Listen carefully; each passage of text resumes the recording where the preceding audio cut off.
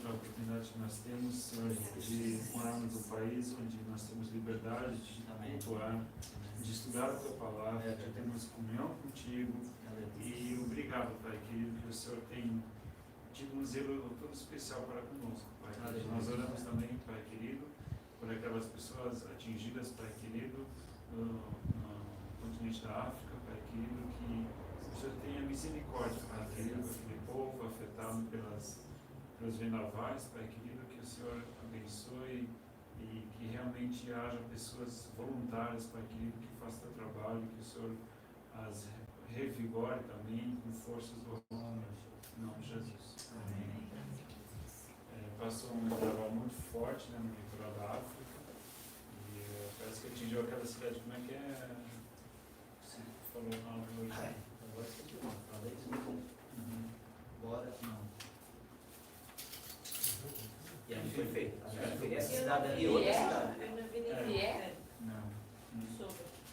Enfim, mas tem trabalhos missionários ali e tudo mais, né?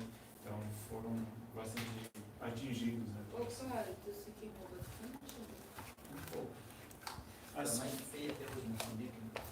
isso.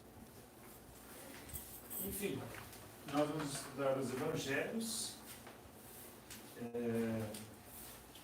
E cada um, a gente vai verificar que cada um tem uma nuance, uma ênfase diferente, uma preocupação até escrito por um público-alvo diferente, né? Mateus, Marcos, Lucas e João, cada um tem uma característica diferente de falar sobre Jesus e a gente vai estudar um pouquinho isso, né? Os evangelhos são uma parte muito importante, porque justamente vão falar diretamente do nosso Jesus, nosso Salvador. Então é muito especial esse estudo, né? Porque ele realmente é o cumprimento do Antigo Testamento e ele projeta agora para o Novo. Então é bastante interessante. Ele vai começar a trabalhar um tema sobre o reino de Deus. E este tema é... tá. Legal. Assim, tem que ver se ela vai estar em condições, né? Tem que ver se ela vai estar em condições de assistir. Não tem como a gente ter um enfoque sobre a vida de Jesus se a gente não estudar o reino de Deus. Porque Jesus, ele literalmente veio implantar o reino de Deus. Ele é aquele prometido do Antigo Testamento, que seria um governante sobre Israel, e por isso que eu vou dar alguns toques sobre um pouquinho de escatologia também, porque eu creio que existe uma ênfase meio distorcida sobre a volta de Jesus, sobre um governo de Jesus, e parece que tira o poder dele, que ele já não esteja governando neste momento, né? Joga-se tudo muito lá para frente, um governo futuro, sendo que ele já governa hoje, né? Então, no meio disso tudo, a gente vai estar estudando um pouco isso. Só para lembrar, qual é o conceito de escatologia? Escatologia fala-se sobre a volta de Jesus. Tudo que se refere à volta de Jesus. Isso é escatologia. O reino de Deus. Não sei que página que isso está na... Eu já escutei que a escatologia é o estudo do Apocalipse. Dá na mesma ou não? O Apocalipse, sim, tem escatologia, mas existem textos escatológicos fora do Apocalipse. Então, escatologia é o assunto, né? Por exemplo, Mateus vai falar sobre escatologia, Paulo vai falar sobre escatologia em Tessalonicenses, sobre a volta de Jesus. Então, escatologia é o assunto, o tema, né? E, claro, ele abrange principalmente o Apocalipse, né? Mas ele não está restrito ao Apocalipse. Mas o tema central da escatologia, então, é a volta de Jesus. A volta de Jesus, isso. Estudos e teorias sobre as coisas vindouras, né? As coisas que devem acontecer no fim do mundo. Isso. As coisas vindouras. Não somente a volta de Jesus, talvez tem que especificar demais a volta de Jesus. Existem algumas teorias sobre a volta de Jesus, né? Mas a escatologia é tudo estudo sobre as profecias futuras, né? O que está por vir. E aí, claro, principalmente o livro que mais fala sobre coisas futuras é o Apocalipse, sendo que Paulo fala, sendo que Jesus fala em Mateus, Lucas vai ter algumas nuances. Então, escatologia vai além de Apocalipse. Muito bem, reino de Deus. Está lá em Mateus 4,17. Desde então começou Jesus a pregar e a dizer: arrependei-vos, porque é chegado o reino dos céus. O reino de Deus, o reino dos céus, são formas diferentes de falar sobre o mesmo tema, né? A mensagem sobre o reino de Deus reflete basicamente todo o ministério de Jesus sobre a terra. Seu principal objetivo era o de trazer o reino, governo de Deus sobre os homens, não de uma maneira forçada, imposta pela força dos exércitos ou por meios artificiais. A pregação do reino visava impactar o homem de dentro para fora, para que a vontade do soberano rei pudesse ser realizada sobre a terra. Os homens precisariam renunciar suas vontades, converter seus corações ao rei e deliberadamente inaugurar um novo tempo, a uma nova história e a chegada do reino dos céus. Jesus Cristo, que foi o modelo ideal de renúncia, de amor e de superação, agora havia chegado à terra para implantar um discurso absolutamente novo à humanidade. E não somente um discurso, mas uma prática de vida impecável que servia de modelo a qualquer um. O que acontece? Existe algo que precisava ser resgatado, o reino de Deus. O que seria o reino de Deus? Em primeiro lugar, seria o governo de Deus sobre a terra. Ah, mas então Deus não governava sobre a terra? Lógico, Deus nunca deixou de governar sobre a terra. Mas há algo que foi rompido lá no pecado, lá no jardim do Éden, que foi o que? A comunhão de Deus para com o homem, certo? Esse rompimento aconteceu lá. E precisava alguém resgatar o homem, restaurar de novo aquela comunhão que havia sido perdida e salvar o homem da perdição. Então, no Antigo Testamento, nós temos a promessa de um governante, de um líder, de um rei, que viria governar, que viria trazer o reino de Deus sobre a face da terra de novo. E quem seria esse? Jesus. Certo? Para quê? Ele veio, então, sobre a terra, restaurar o governo de Deus sobre o coração do homem. E é interessante, porque no Antigo Testamento, ele começa, o reino de Deus, na verdade, vem o pecado do homem, do ser humano, há um afastamento, certo? Mas Deus, ele continua governando, ele é rei. Só que o homem já não está mais debaixo do governo de Deus, ele está debaixo do governo de Satanás. Seria mais ou menos isso aqui, né? Então nós temos aqui no início Deus, aqui nós temos o homem. Então o que acontece? No início, Deus tinha comunhão com o homem, certo? Por quê? Porque ele estava debaixo do governo de Deus, certo? Então Deus havia comunhão com o homem e não tinha nada que impedisse a autoridade de Deus sobre o homem. Agora, uma vez veio algo que se intrometeu aqui no meio, certo?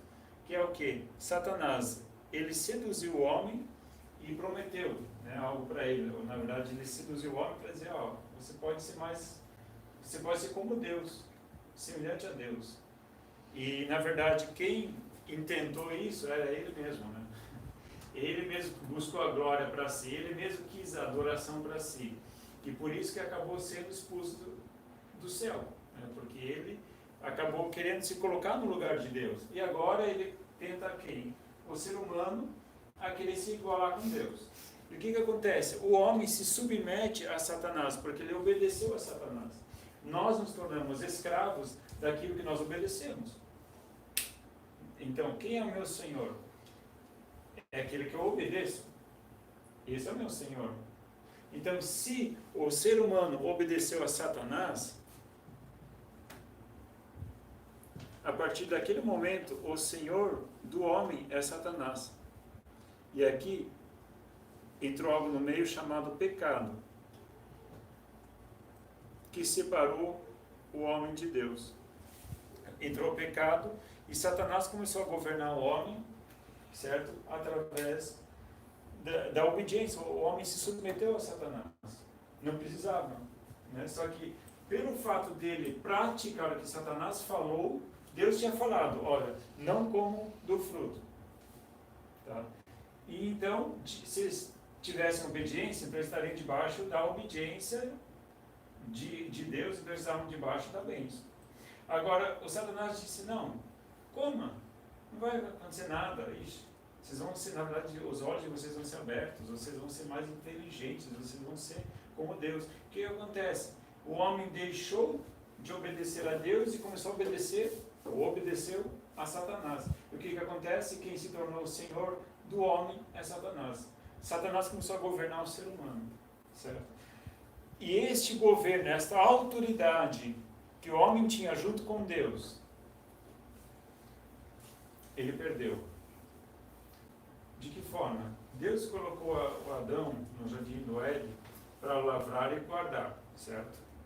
Enquanto estivesse debaixo da obediência, ele estaria sendo abençoado e abençoava a criação. A partir do momento que ele desobedeceu, ele se sujeitou a Satanás, ele sai debaixo da obediência a Deus, a autoridade divina, e se submete à autoridade satânica. O diabo, ele é rei e governa, ele é o rei da morte, ele é o rei da destruição. E o ser humano, então, ele começou a se tornar corruptível, certo? Por quê? Por causa do pecado, porque ele se submeteu ao anjo da morte, literalmente. Então Deus, ele diz, ok, o teu tempo, então, será limitado, você não vai poder mais viver eternamente. Por quê? Porque você desobedeceu, então você não está mais debaixo da minha autoridade, então as consequências vão ser morte física, morte espiritual e tudo mais. E o que acontece? Só que alguém precisava restaurar novamente aquilo que foi quebrado aqui, essa autoridade que se perdeu. A comunhão que havia aqui era perfeita. Deus tinha uma comunhão perfeita com o ser humano. Mas isso tudo precisava ser restaurado. Então, novamente, nós temos aqui algo que é restaurado com Jesus, certo? Deus, aqui várias pessoas tentaram, Deus foi escrevendo uma história aqui, né, no decorrer do tempo, e chegou um momento que Deus escolheu um homem, Abraão. Deste homem ele fez uma nação, e por aí vai indo, né? Começou a colocar sacrifícios de animais, e por aí vai indo, para ensinar o povo o que aconteceu aqui e aquilo que estaria por vir.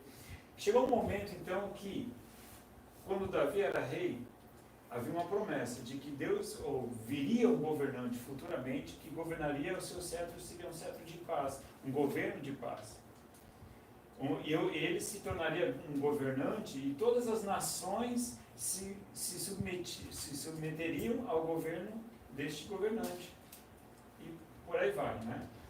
De Jerusalém sairia a lei, né? De Jerusalém sairia a lei e vários iriam se submeter a essa lei. E se a gente for observar, então, haviam essas profecias todas de um governante futuro, e o que acontece? Com Jesus, ele se tornou homem, certo? Ele se tornou homem. Aqui o homem desobedeceu, por isso entrou o pecado. Então o homem, aqui ele desobedeceu. Agora, um homem teria que obedecer para novamente resgatar esse elo que havia se perdido, essa ligação que havia se perdido. Um homem, ele precisaria o quê? Ser obediente para resgatar essa união de novo. Então, como os homens aqui que foram tentando fazer essa ponte, todos eles pisaram na bola, nenhum foi perfeito, e é para mostrar que pelo esforço humano ninguém vai nunca conseguir cumprir as leis, nem os mandamentos, nem ser perfeito diante de Deus. Deus, então, se manifesta de uma forma humana, homem, Jesus. E a palavra diz que ele foi perfeito, ele não pecou. Para que novamente pudesse ser o quê? Anulado o poder do pecado, para novamente podermos ter o quê? Uma união perfeita com Deus. Resgatando-nos da morte. Até então estava o o julgamento da morte sobre nós. E uma vez como Jesus fazendo então aqui o sacrifício, que seria a ponte, aqui seria a cruz, né? Ele se sacrifica, ele morre a nossa morte, que seria o que? A condenação de Adão e Eva, que foi o pecado aqui, então ele morre por todos os pecados, novamente unindo o ser humano com Deus, certo? Agora trazendo sobre o homem o governo de Deus. Vocês lembram que no Antigo Testamento tinham várias leis, certo? Uma das profecias seria de que chegaria um tempo onde Deus iria arrancar o coração de pedra do homem e que ele colocaria a lei não mais em tábuas de pedra, mas sim um coração dentro do coração. Então a lei de Deus ela seria gravada dentro do coração. Já te dou um tempo. Então o que acontece? Jesus inaugura esse tempo com o Espírito Santo. Que hoje Deus governa a nossa vida do Espírito Santo, que nos toca, ele nos conduz, e lógico, a gente tem a palavra também, não só o Espírito Santo, né? Eu não senti que eu errei, né? Não é só sentir, é a palavra também, né? Mas a palavra, junto com a ação do Espírito Santo, ele nos quebranta, ele nos convence do nosso pecado. E se a gente se arrepende, é graça de Deus, né? E o que acontece? Então nós nos submetemos a Deus voluntariamente. Significa que se você aceita Jesus, você aceita o governo de Deus na sua vida e você vive debaixo de uma constituição divina. Por exemplo, se na sociedade alguma coisa é aceitável, se até diante das leis algumas coisas são aceitáveis, para ti como cristão não é aceitável. Está todo mundo fazendo. Por que você não tem que fazer? Porque você, não é todo mundo. Não, porque você quer agradar o coração de Deus. Então você está obedecendo a uma constituição divina do céu. Significa que Deus é o teu dono. Você se submete de novo. Aquilo que esses aqui não fizeram, de se submeter voluntariamente, não obedeceram, Jesus ele foi perfeito e obedeceu. E ele diz que todo aquele que é nascido de novo deve obedecer a Deus, assim como ele obedeceu. No livro de João, a gente vai ler um texto depois que é maravilhoso. Ele fala assim, né, que todo aquele que ama a Deus obedece aos seus mandamentos. Significa que é um governo voluntário. Nós nos voluntariamente nós nos submetemos ao governo de Deus. Ou não. Porque alguns se dizem que são dele, mas não praticam o que ele pede que a gente pratique. Então, a questão aqui é, nós nos submetemos de novo ao governo de Deus, significa que foi restaurado um governo de Deus sobre a terra. Né? Jesus governa no coração daqueles que são submissos e são obedientes. Pode perguntar. Pastor, sempre dizem que o salário do pecado é a morte, certo? E por que depois foi reconstituído esse elo entre nós, a morte ainda se permaneceu durante a humanidade? Às vezes isso que fica meio assim confuso, porque aí dá a entender que o pecado dos nossos antecessores ainda recai sobre nós. Só que também a gente aprende que, por exemplo, se meu pai e minha mãe pecam, o pecado deles não vai cair sobre mim, mas por que aquele pecado de Adão e Eva cai sobre nós? Algumas consequências do pecado permaneceram. A morte física é um A deles. dor do parto, por exemplo. A dor do parto. Então, o que eu vejo? Deus, até certo ponto, ele anula algumas consequências do pecado. Consequências, não sei, mas há um plano divino nisso tudo, da restauração espiritual, certo?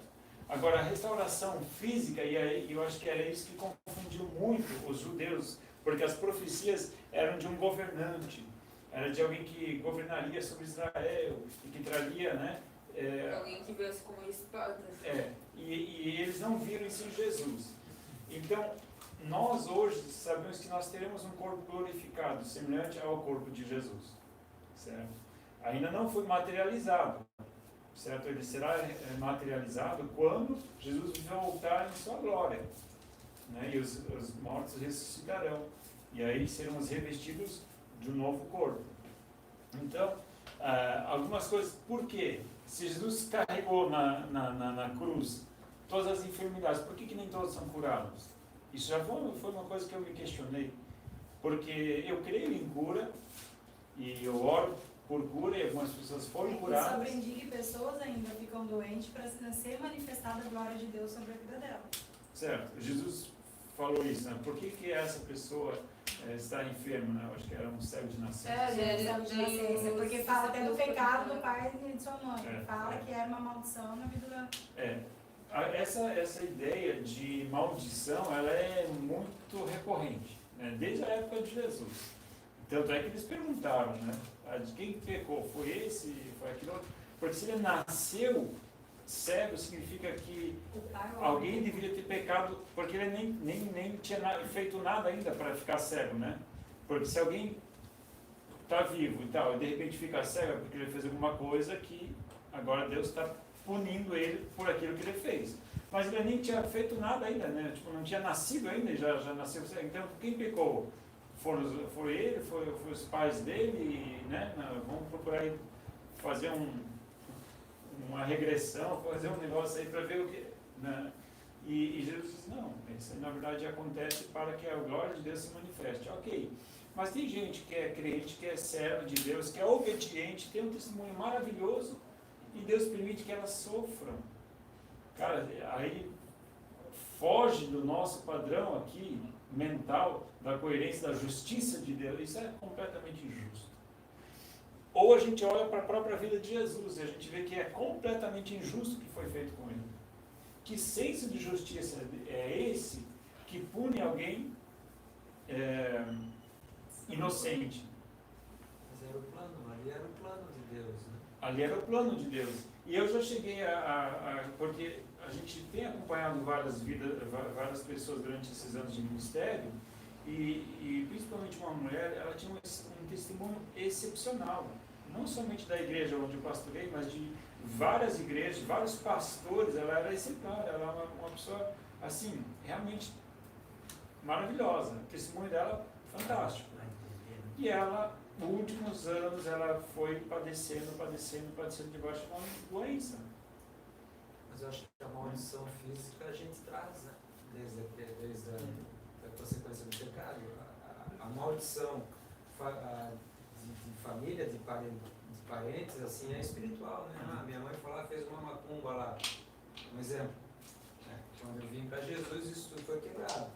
Agora, um exemplo, né? Se a minha mãe lá pecou, sei lá, contraiu HIV e tal... Isso passa para você porque é físico.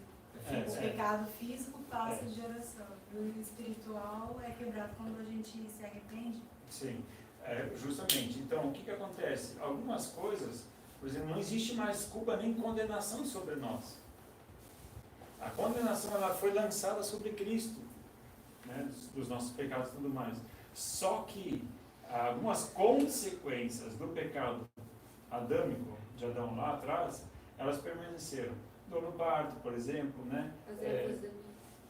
As ervas daninhas e tal. Então, queira ou não, nós hoje, nós envelhecemos. Né? São coisas que Deus disse, vou colocar um limite na vida humana. Né? E agora não tem mais o que faça isso voltar.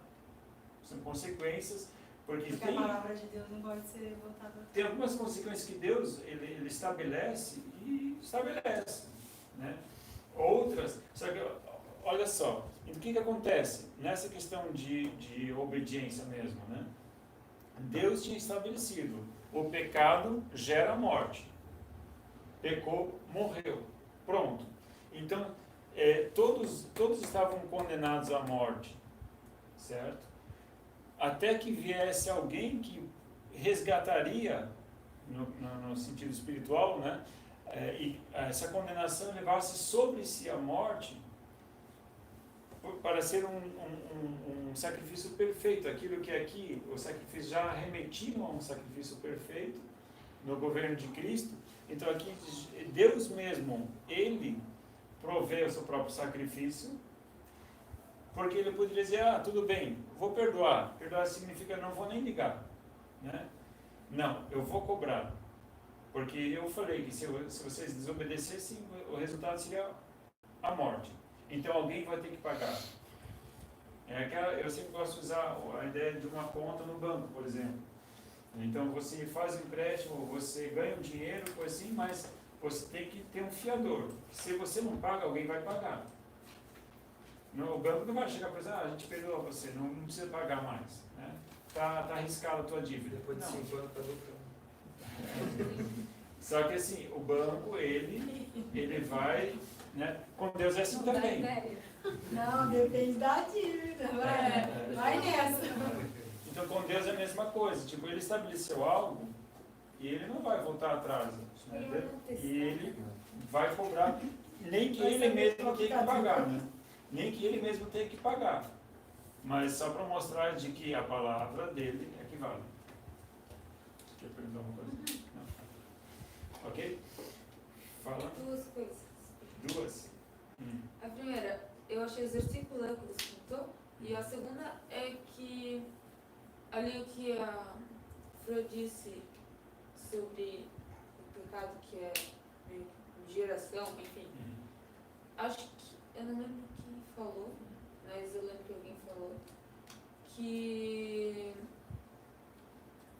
tipo, vamos supor que parte de pai, meu avô tinha problema com alcoolismo e alguém era fumante, e daí outro lado era, sei lá, problema com gula, ou alguém que tinha doença psicológica e tal. Daí eu ouvi dizer que isso meio que recai tudo sobre a gente depois, que a gente pode ter dificuldades maiores do que outras pessoas nessas áreas, por causa que nossos avós já tiveram problemas com isso. É meio que Isso é genético, né? Enfim, Na verdade, e daí isso é uma coisa que a gente tem que quebrar antes que vá para a próxima geração. Assim, existe uma propensão genética, ou propensão não, tem uma palavra específica para isso, mas existe uma certa disposição genética para aquela árvore. Não quer dizer que isso venha acontecer, não quer dizer que isso realmente vai acontecer, mas existe já uma tendência, por exemplo, ao alcoolismo, né?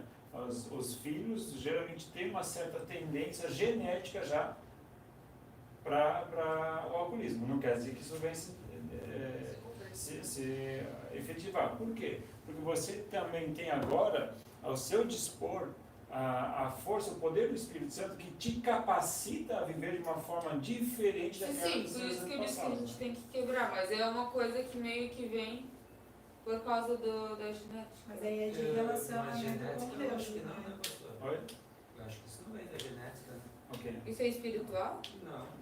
Se eu convivo com meu pai fumando e bebendo, eu tenho probabilidade. Não, mas eu tô de fumar e falando beber. não Agora, necessariamente do pai, do avô, talvez, que você não convive com a pessoa e ela tinha problema com isso. Isso é convívio, né, gente?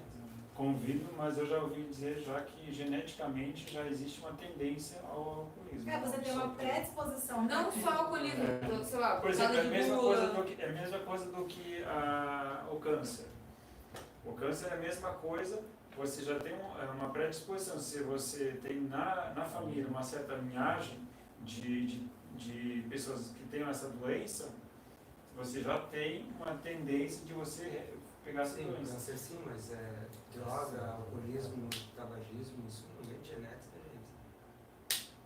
Droga sim, porque ela se manifesta no sangue. É, Então, dependendo do tipo, porque você pode ver que uma usuária de droga, quando gera uma criança, Não quer, é feita toda uma intervenção na criança para que a criança ela já se purifique, se limpe, essas coisas, porque senão, quando ela crescer, ela vai, ela tem, ela tá no sangue. Ela já nasce com vício. Aham. Filha de uma drogada. Isso é uma coisa, porque a criança ela se alimenta com o sangue da mãe. Uma Pode predisposição. Mas enfim, ali é uma ligação assim muito, mas o que eu entendo que ele está falando, porque genética, o código genético, a carga genética, são as características do pai e da mãe. Sim, uma certo? coisa é substância Então, química por no exemplo, organismo da pessoa, óleos, tá transferindo para o bebê. Olhos, cor do cabelo, e traços físicos e tudo mais, né? Eu entendo. Só que o que eu já tenho ouvido também é que realmente que o alcoolismo ele chega a dar uma certa predisposição para a pessoa a se se tornar alcoólico. Porque é Eu uma acho manifesta no sangue também, né? Porque se a pessoa bebe há muito tempo. Eu achei muito interessante uma coisa que eu fui ao médico já anos atrás, quando nosso filho ele era pequeno, e a gente, com o Matheus, e ele era bem pequeno, acho que 1 ano, talvez 1 ano e pouco. E aí o que acontece?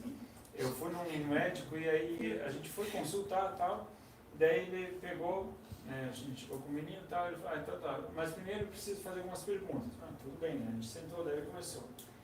Na tua família, assim, os teus avós, tios ou tias, tinha alguém com pressão alta? Daí tá. E alguém tinha problema, assim, alguém dos meus tios, tias, avós, tinha um problema de hipertensão, tinha problema de não sei o quê. Agora da tua esposa, alguém da tua família, por parte do teu pai, por parte da tua mãe, alguém tem alguma, né? E ele foi fazendo pergunta, fez uma pergunta da árvore genealógica ali do meu, por parte da mãe, por parte do pai, por parte, né, os pais da minha mãe, os pais do meu pai, e aí foi para minha esposa e tal. E chegou uma hora assim que a gente já estava mais de meia hora. Achei, eu sabia que estava na genética. Não, ele ficou mais de meia hora fazendo pergunta, gente. Daí eu falei, doutor, desculpa a minha ignorância, né? Mas assim, o meu filho, eu queria que você avaliasse o meu filho, né? Daí ele olhou assim para mim e falou, tá pai, é que assim, vocês são a primeira vez que vocês estão vindo aqui, eu não conheço vocês, não conheço a família de vocês. Tem coisa que talvez o teu filho está sofrendo agora, que eu preciso ter o histórico dos teus familiares, para eu saber avaliar o seu filho, senão eu não vou fazer uma avaliação coerente. Então eu tenho que ver se ele tem uma predisposição à hipertensão, problema de não sei o que, e tal, senão aí agora eu vou poder avaliar o teu filho de uma forma coerente. E, nossa, eu nunca pensei de que a carga genética que a gente traz, boa ou má, chega a esse ponto, mas realmente ele fez um questionário gigante, assim, de várias perguntas por parte do meu pai, da minha mãe, disso, daquele outro, até chegar, e agora estou habilitado para, então agora traz ele aqui, vamos medir a febre, até lá não tinha nem pego nele, antes de fazer um histórico todo. E aí eu entendi, né, de como é importante, muitas vezes, a gente olhar essa parte, de saber realmente qual é o contexto dessa pessoa, de onde ela vem, o que ela passou, qual é o habitat, né, a casa de onde ele veio, né, quais são as dificuldades. E realmente eu pude aprender muito com isso, de ver realmente existem algumas coisas que parece que elas vão se repetindo, né, dentro do convívio, porque existem algumas coisas que são realmente culturais, de convívio daquele grupo de pessoas, daquela família, porque já se criou naquele ambiente, aquilo vai se reproduzir de alguma forma, né? Então, porque aquilo está familiarizado naquele grupo, né? Só que existe outra parte que é fora de convívio, também tem. Então, enfim. De convívio, É que a gente sabe que a gente serve um Deus que é capaz de fazer qualquer coisa, né? Qualquer coisa. Qualquer coisa, porque tem relatos de crianças, bebês gêmeos sendo educados da mesma maneira, um diferente completamente do outro. Vai explicar como isso? Sim. Vive no mesmo ambiente. E eu creio mesmo, se repete tudo igual, porque são gêmeos, está ali e tal. Eu creio que se você se submete ao governo de Deus, tá? Quanto mais você se submete ao governo de Deus, eu vou dizer o seguinte, existe uma intensidade do governo de Deus. O que é uma intensidade?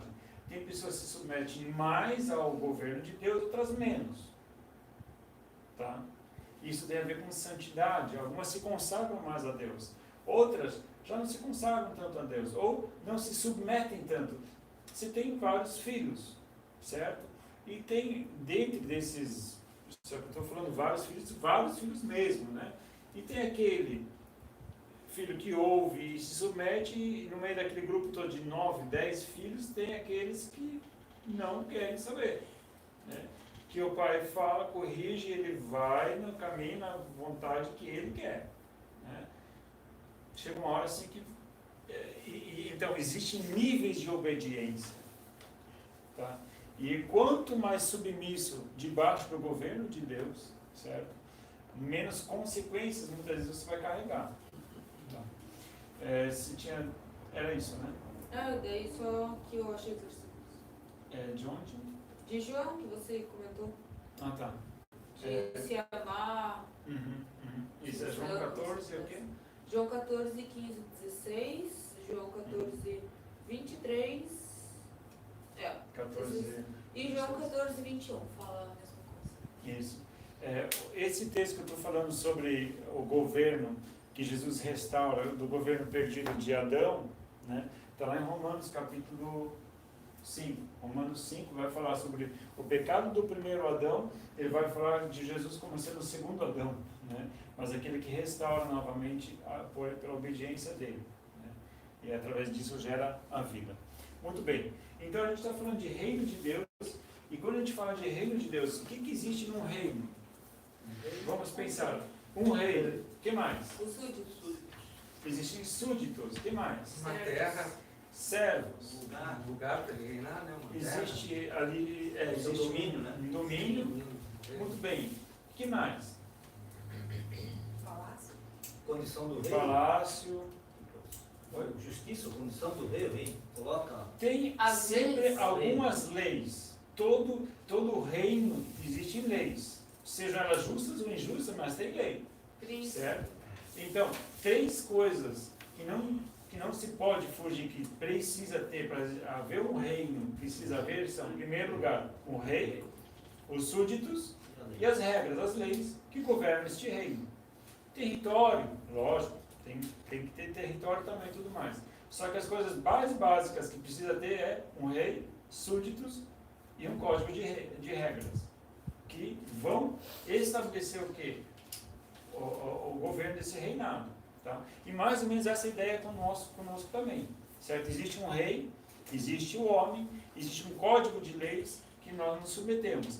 Aqui também tinha, certo? Deus era o rei, o homem era o ser humano, os servos, os súditos, e havia aqui uma comunhão de obediência do ser humano, certo? Que eram governados por Deus. Só que o que acontece? Eles mudaram de reino. Esse cara aqui também é um líder, um rei? Ele tem poder, tem uma certa autoridade, uma certa influência? Tem, porque debaixo dele, né, ele governa 1/3 dos seres espirituais, né, porque no reino de Deus, dos anjos, ele conseguiu passar o verbo em 1/3, né, 1/3 se submeteu ao governo dele, dizendo assim, né. Inclusive o ser humano acabou se submetendo ao governo dele. Mesmo que ele não é um rei como o nosso rei, mas ele né, tem uma certa autoridade e uma certa influência, porque o que é reino, o que é governo? É a influência que você exerce sobre as outras pessoas, certo? Então o que acontece? Ele tem um código de ética, ele tem um código de leis? Tem. Ele promete liberdade, não que ele a dê, mas ele promete liberdade. Ele promete que você pode fazer o que você quiser. Ele promete que você vai ser feliz se você buscar coisas para você ser feliz, né? Ele tem o seu código também de leis, certo? Só que são falsas, são mentiras. Ele tenta enganar as pessoas para que as pessoas se submetam ao governo dele, porque se alguém soubesse realmente o que é o governo dele, ninguém ia querer se submeter a ele. Então ele mente. E o principal governo dele é baseado na mentira. Tanto é que Jesus falou, né, que vocês obedecem a Satanás, né, porque ele mente desde a criação do mundo. Né? O pai é mentira. Ele é o pai da mentira. Né? Então, quando nós nos submetemos a Cristo, nós novamente nos restabelecemos debaixo do governo de Deus. Certo? Debaixo desse código de ética, a palavra de Deus. Por isso que nós estamos aqui estudando a palavra de Deus. Para quê? Para que nós possamos cada vez mais nos alinhar debaixo do código de ética de Deus. E nós entendemos de que quanto mais submissos à palavra de Deus, conhecereis a verdade vos libertará. E eu creio que quanto mais eu me submeto ao governo de Deus, mais livre eu vou me sentir. Porque tem coisas que ainda estão me emperrando, que estão me limitando. E quanto mais eu consigo me libertar dessas coisas que limitam a minha carne, limitam o meu ser, que ainda são resquícios do governo desse cara aqui na minha vida, né? A limitação da nossa carne. Nós temos limitações na nossa carne, nossas fraquezas. E quanto mais eu posso me submeter a Cristo, né? Renovando a minha mente, e não deixando que as coisas deste mundo me governem, mas Cristo me governe 100%, né? Que é bem difícil. Não, eu obedeço a Deus em tudo. Eu não sei, quando você chegar nesse né? Nesse nível, você é Nesse nível aí Já está no você e Enoque daí, né? Ok? Falando então sobre reino, continuando o nosso tema aí. É por isso que foi do agrado do Pai dar-lhe toda a autoridade no céu e na terra. Mateus 28, 18, está lá no texto do livro, né? Em diversos momentos percebemos a ênfase de Jesus em torno do tema Reino de Deus. Ele se refere a ele em diversas parábolas, né? Então ele faz várias parábolas comparando, né, ao Reino de Deus.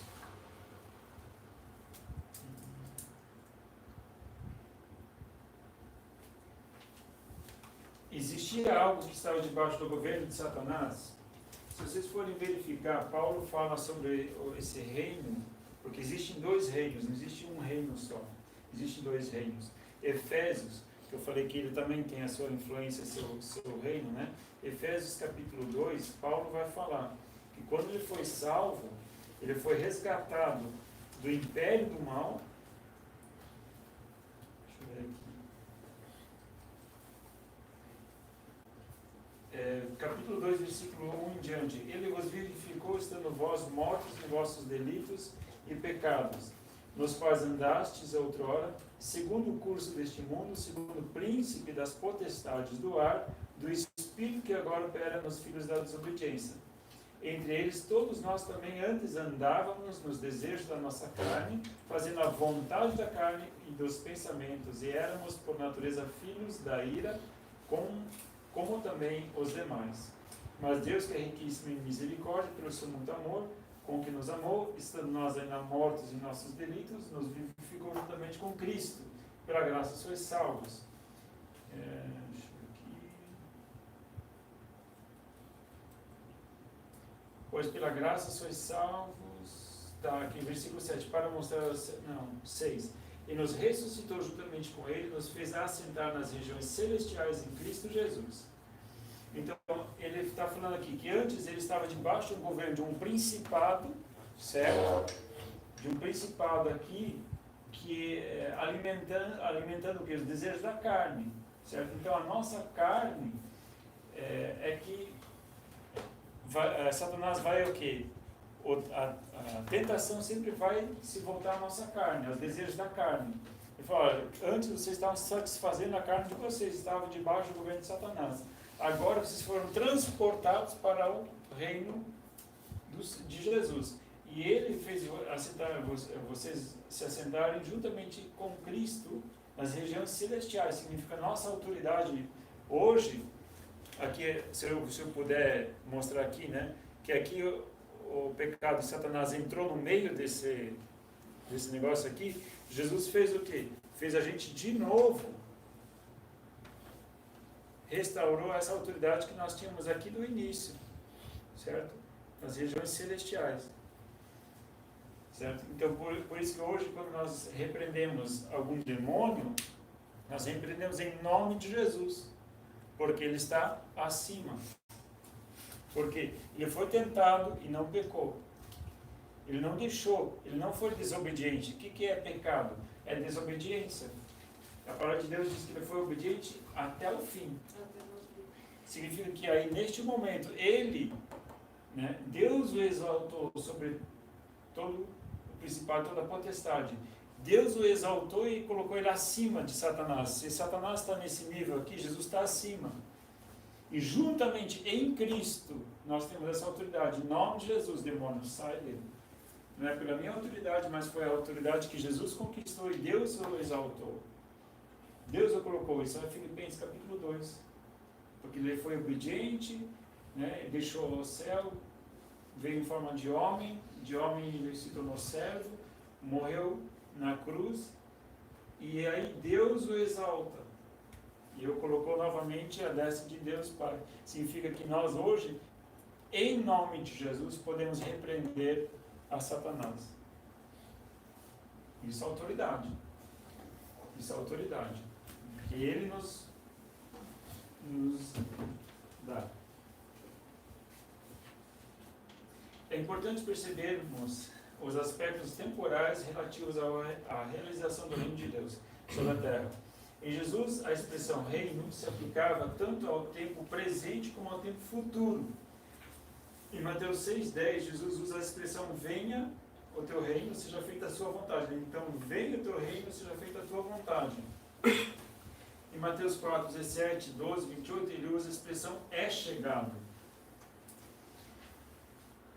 Daqui a pouco vamos comentar um pouco sobre isso. Isso demonstra o caráter atemporal e subjetivo do reino, visto que o reino não se manifesta simplesmente como uma instância que está prestes a realizar-se, algo que apareceria em um futuro imediato, mas como uma realidade que já se fizera presente, percebida na própria vida de Jesus. Neste ponto reside a essência da pregação do reino, ou seja, o segredo de pertencer ao reino reside no fato de pertencer a Jesus.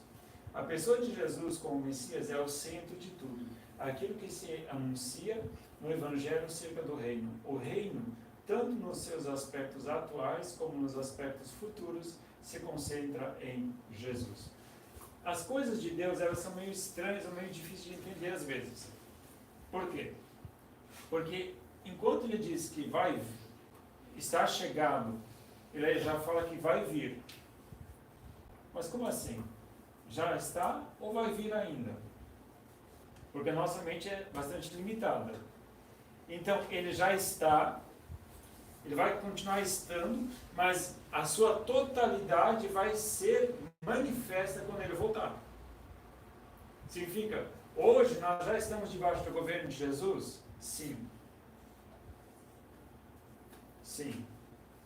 De uma forma limitada, mas sim. Mas nós estaremos debaixo do governo de Jesus na sua plenitude, uma vez no céu.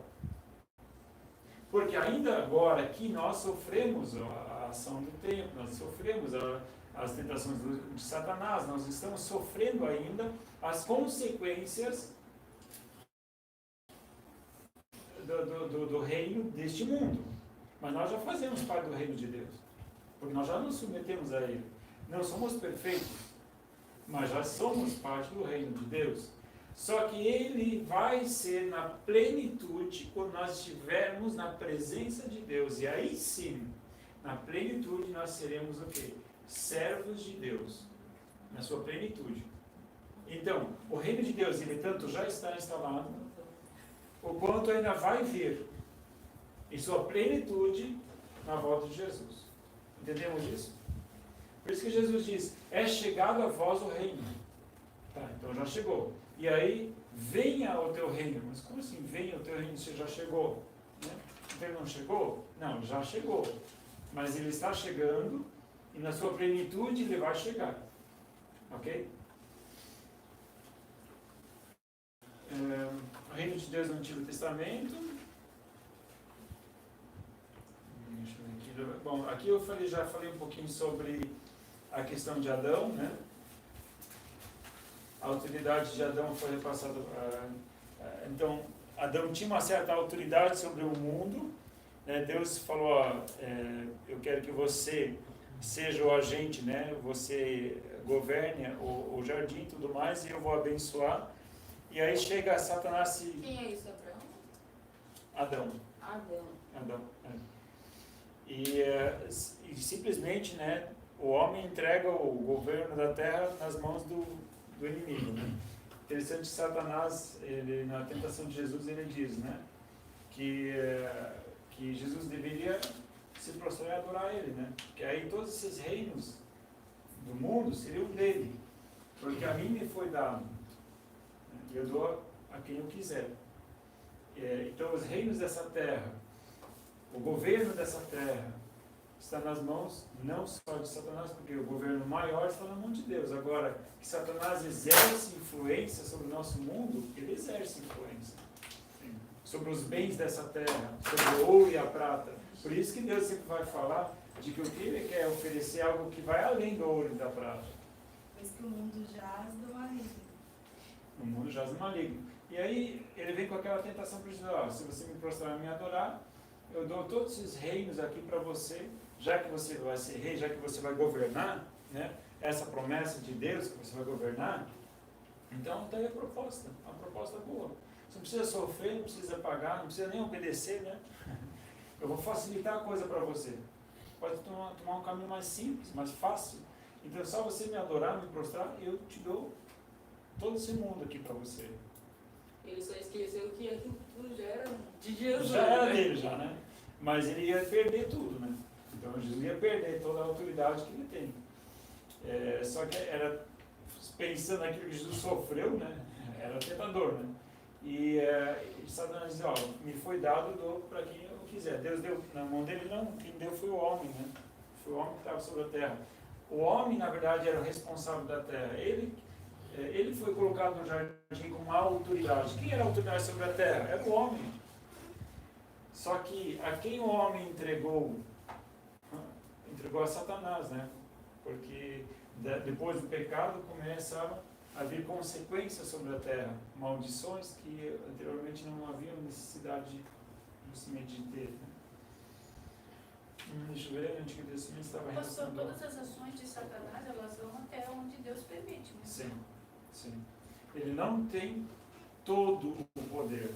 Todo o poder tem Deus. Ele é poderoso, mas não tem todo o poder. Ele não pode fazer o que ele quer. A gente sabe que o mundo vai passar por catástrofes muito grandes aí futuramente, né? Mas tudo isso ainda está na autoridade de Deus. Um exemplo disso é a história de Jó, né? Que Deus permitiu que acontecesse tudo aquilo, mas que não tocasse na vida dele. Justamente. Então, a atuação limitada pela vontade de Deus.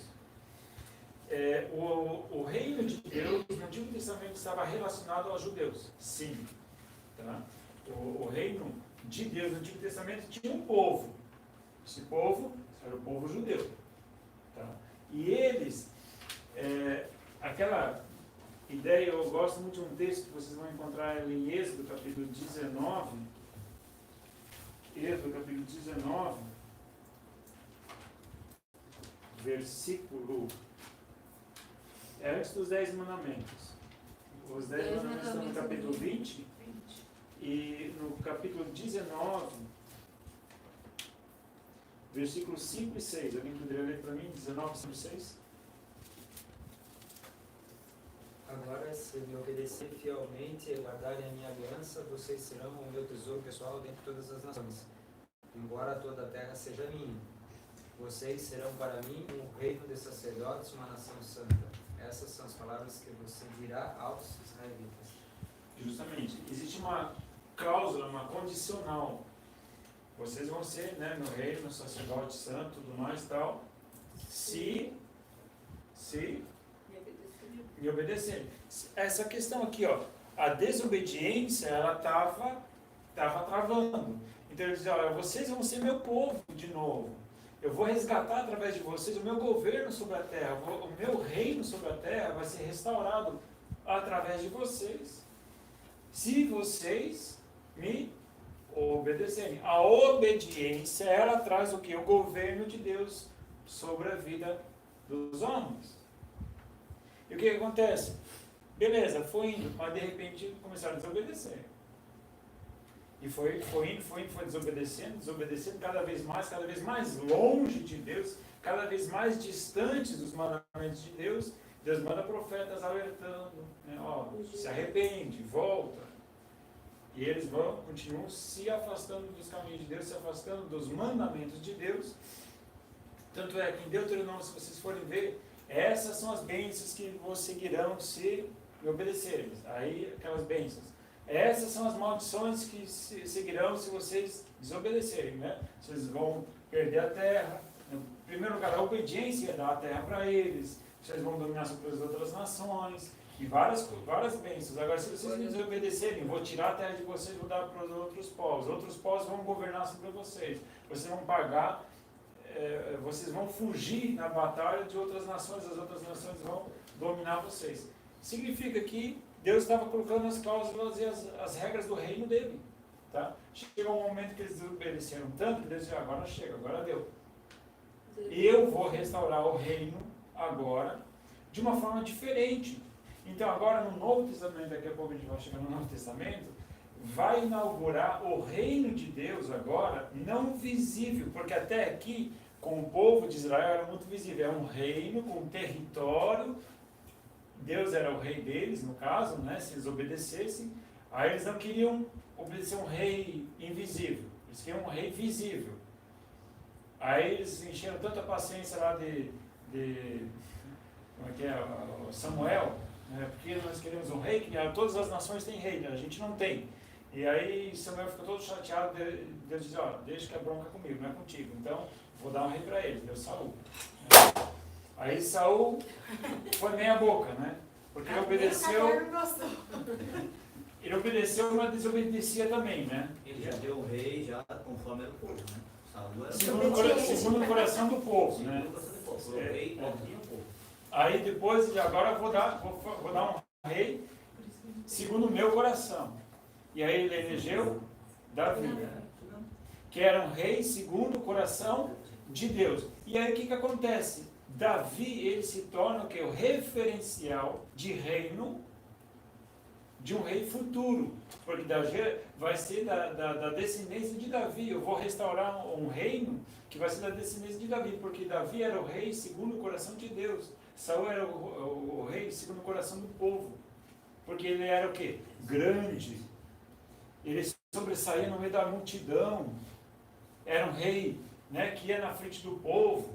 Ele era, como é que é? Belo, esbelto olhar. Ele era belo, tipo, o povo ficava impressionado com a aparência dele. Aí quando foi eleger o moleque ali, né, o ruivo, cuidando das ovelhas, ruivo, gente. um menino que estava no campo cuidando das ovelhas, porque a gente tem que pensar dentro do conceito judaico, né?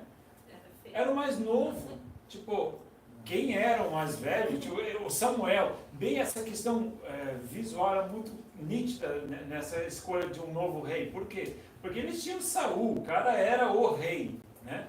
Aí depois ele foi escolher, aí ele ficou impressionado, né? Como é que é o nome do pai de Davi? Jessé.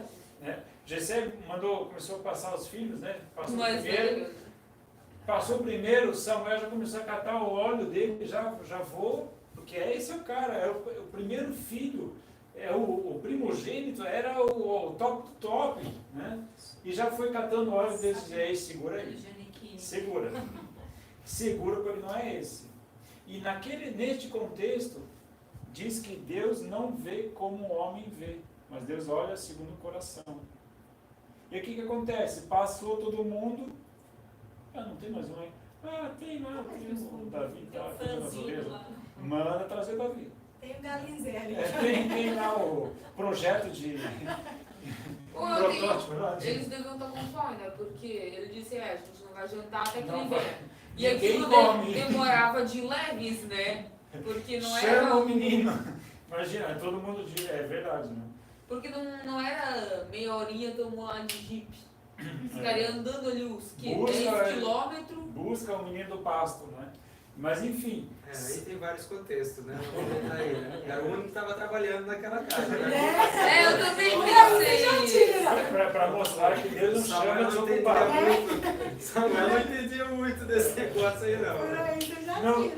Deus não chama desocupado, né? Até já ouvi falar que os discípulos de Jesus, ele pegou os nossos que estavam trabalhando. Tinha gente lá limpando rede, tinha gente na coletoria, né? Mesmo que cobrando imposto, mas estava trabalhando, né?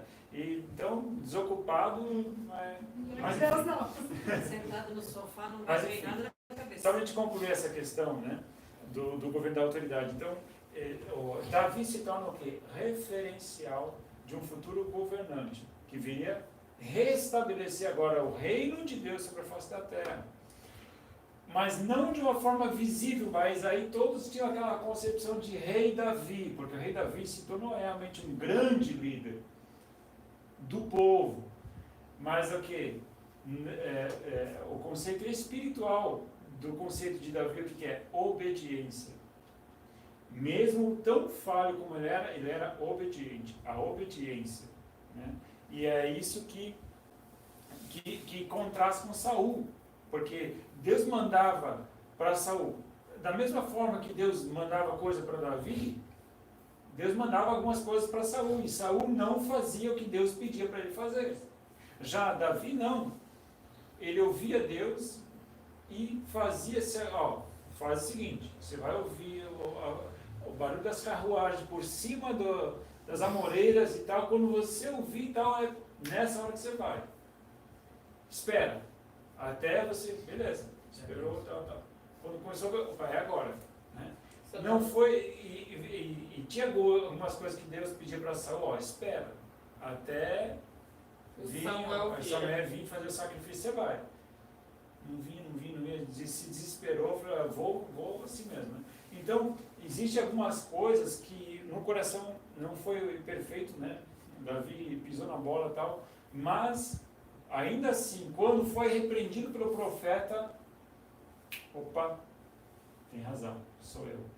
E quando Samuel repreendia Saul, o que ele fazia? Se justificava.